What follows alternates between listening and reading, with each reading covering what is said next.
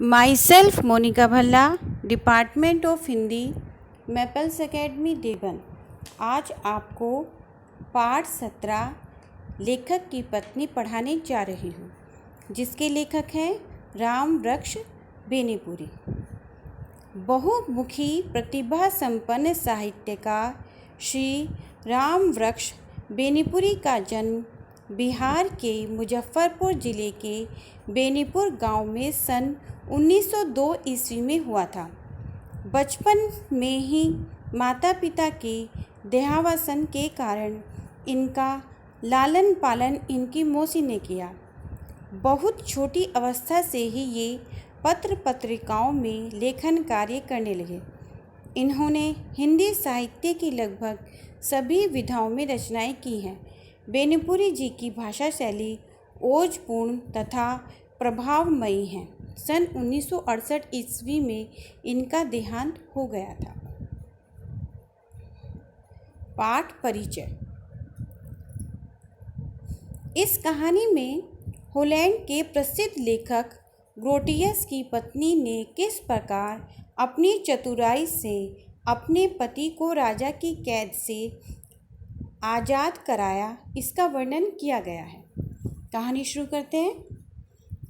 Holland के एक सुप्रसिद्ध लेखक की वीर पत्नी के चतुराई और करामात की यह कहानी है। ग्रोटियस हॉलैंड का बहुत बड़ा विद्वान लेखक और राजनीतिज्ञ था। इतना बड़ा कि हॉलैंड के राजा भी चाहते थे कि वह उनके दरबार को सुशोभित करे, लेकिन ग्रोटियस उन लेखकों में था जो अपने हृदय की आवाज़ पर अपने तन मन को भी कुर्बान कर दे। अतः उसने हॉलैंड नरेश की आलोचना शुरू कर दी। भला उसकी यह कार्यवाही हुकूमत कैसे बर्दाश्त करती। वह बेचारा पकड़कर किले में रख दिया गया। हाँ, उसके साथ इतनी हमदर्दी दिखलाई कि उसकी स्त्री को उसके साथ रहने का हुक्म दिया गया। ग्रोटियस की पत्नी बड़ी चतुर और धैर्यशील थी। एक ओर तो वह तरह तरह के मनोरंजनों की दृष्टि पर अपने पति की इस दुखी जीवन को सुखी बनाने की चेष्टा करती, दूसरी ओर वह इस प्रयत्न में लगी रहती कि कोई उपाय ऐसा निकल आए कि इन्हें जेल से निकाल दूं। ग्रोटियस लेखक था, यह सभी को ज्ञात था। उसकी पत्नी ने बड़ी कोशिश करके राजा से यह आज्ञा भी प्राप्त कर ली कि ग्रोटियस को लिखने पढ़ने के यहाँ पूरी सहूलियत मिले। उसे बाहर से किताबें मंगवाने और वापस करने का हुक्म मिल गया। ग्रोटियस के दोस्त बड़े बड़े बक्सों में गट्ठर के गट्ठर पुस्तकें भेजा करते। ग्रोटियस उन्हें पढ़ता और पढ़कर फिर वापस भेज दिया करता था। जब बक्से आते या जाते तब किले के अधिकारी उसे खोलकर देख लेते। पहले तो वह देखते थे कि बक्सों में पुस्तकों के सिवाय कुछ और तो नहीं है।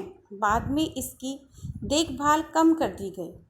18 महीने के बाद ऐसा होने लगा कि अब बक्से देखे भी नहीं जाते थे। यह वीर पत्नी ऐसे ही मौके की तलाश में थी। इधर इसने बार बार बक्से मंगवाना और भेजना शुरू किया। बक्से इतनी भारी मात्रा में लाए जाने लगे कि अब इनकी ओर कोई ध्यान भी नहीं देता था। एक दिन उसने एक बक्से को अच्छी तरह से साफ किया, उसके जोड़ों को खूब मजबूत कर दिया, फिर जगह जगह छोटी छोटी सुराखें बना दी। बक्से का यह इंतजाम कर वह पति के पास आई और उसने हंसकर कहा, अब किले से बाहर जाइए, क्या मेरी रिहाई हो गई है? पति ने उत्सुकता से पूछा। उस वीर बाला ने जवाब दिया, हाँ, लेकिन सवारी बड़ी विचित्र है। वह ग्रोटियस को बुलाकर उस बक्से के निकट आई और कहा, इसमें बैठिए। ग्रोटियस भौचुक हुआ, किंतु उसने अपनी पूरी योजना उसे बता दी। ग्रोटियस ने कहा, खैर मैं तो निकल जाऊंगा, लेकिन यदि तुम पकड़ी गई तो मैं लेखकों सी बेवकूफ़ नहीं हूँ। वह मुस्कुराई। ग्रोटियस को अपनी पत्नी की चतुराई, योग्यता, पति प्रेम पर पूरा विश्वास था। वह चुपचाप बक्से में बैठ गया। पत्नी ने बक्से को बंद कर मुंह पर कीलें ठोक दी। अब बस वह किताबों से भरा एक बक्सा मात्र मालूम होता था। इतने ही में किताब लेने के लिए आदमी आया। उसने देखा बक्सा सामने पड़ा है। ग्रोटियस के पलंग पर महेश्वरी गिरी हुई है। उसे देखते ही ग्रोटियस की पत्नी अपने मुंह पर उंगली रखकर इशारा कर रही है, जिसका अर्थ है, देखो यह बीमार है, हल्ला मत करो। बेचारा आदमी किताब का बक्सा अपनी पीठ पर लेकर चला। हाँ, ज़्यादा बोझ के बारे में कुछ बड़बड़ा चलता रहा। थोड़ी ही देर के बाद ग्रोटियस अपने दोस्त के घर में था। वहाँ से मज़दूरों का कपड़ा पहनकर सुरक्षित स्थान के लिए रवाना हो चुका था। और इधर वह लेखक की पत्नी, वह बहुत देर तक वैसे ही मशहरी गिरे हुए पलंग के निकट खड़ी रही। जो कोई उसकी ओर निकलता वह शांत करने का इशारा करती। जब उसे विश्वास हो गया कि मेरे पतिदेव अब अपनी सुरक्षा की व्यवस्था कर चुके होंगे, तब वह उस जगह से चली, किले के फाटक पर आई। वहाँ उसने पहरेदारों को डांटा, तुम लोग इस तरह बेखबर रहते हो, कैदी भाग गया।